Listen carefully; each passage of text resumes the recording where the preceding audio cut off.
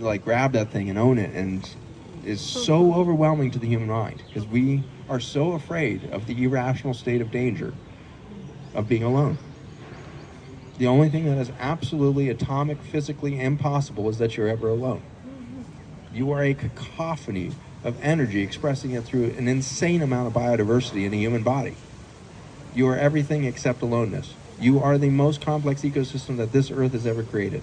Rough estimates, healthy human body, somewhere around 40,000 species of just bacteria.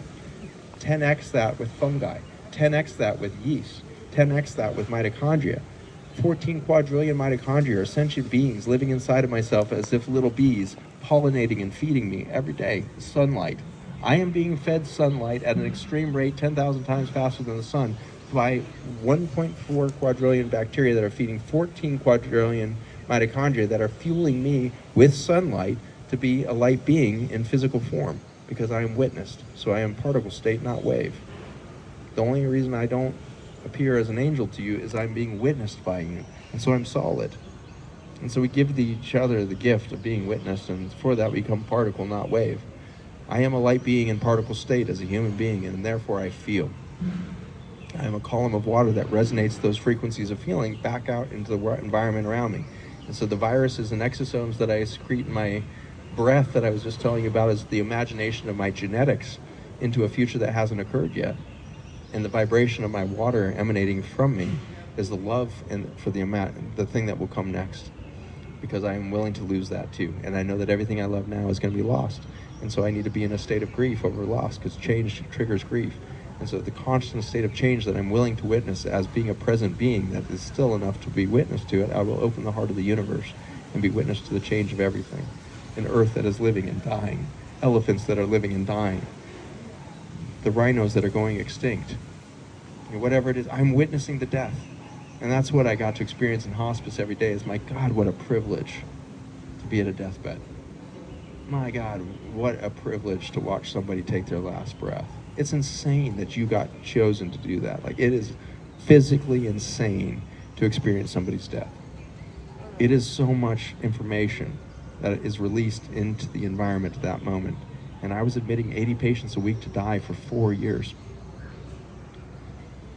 The amount of information in my body is not mine. It was the thousands of patients that I got to watch die that uploaded information into the environment around them, and I was blessed to sit there and be still enough to absorb some of that vibration. So this is the movement we're moving to, and our indigenous remembrance is there. I don't know if you saw it last night, but they were burning bodies on the other side of the river. So those big fires that were just on the other side of the bridge, that was piers of dead bodies that were being burned. In my culture, we have so sterilized death that nobody's getting the upload or the download. And we stay in fear and guilt and shame, project our emotional trauma on each other, and then go be empathic towards one another and mire ourselves down in the lowest vibrations of the human experience until we can't figure out what's up. And so it's just a mess of a thing. And we signed up for the mess.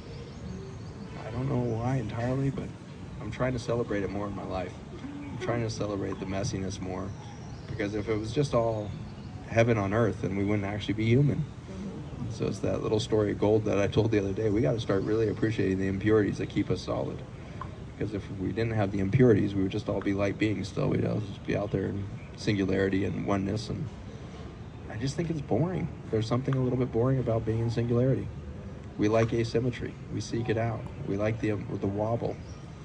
And so we unbalance the universe to create beauty. A symmetric universe actually doesn't express physical form. It's the asymmetry of the universe that creates physical form. And so we're here to mess up the wobble of the universe. We're here to create the wobble. So celebrate the wobble inside yourself. Feel super uncomfortable with falling in love today, because that's fucking terrifying. But I try to fall in love all the time. I think it's the most wonderful, mysterious thing. Hosier has that great song, I fall in love. 5 times a day. 5 times a day, fall in love. And so it's a wonderful way to live life, ultimately, when we're willing to just keep falling and feeling everything and communicating the hell out of the process so that we can just remind each other how beautiful the journey is.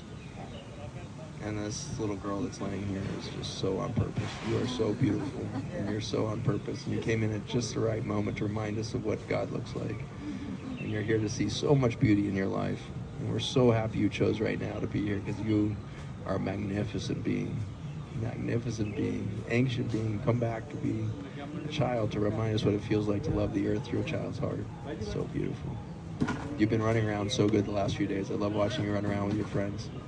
So good. Such a good feeling. All right, we shall go run around with our friends. Let's go.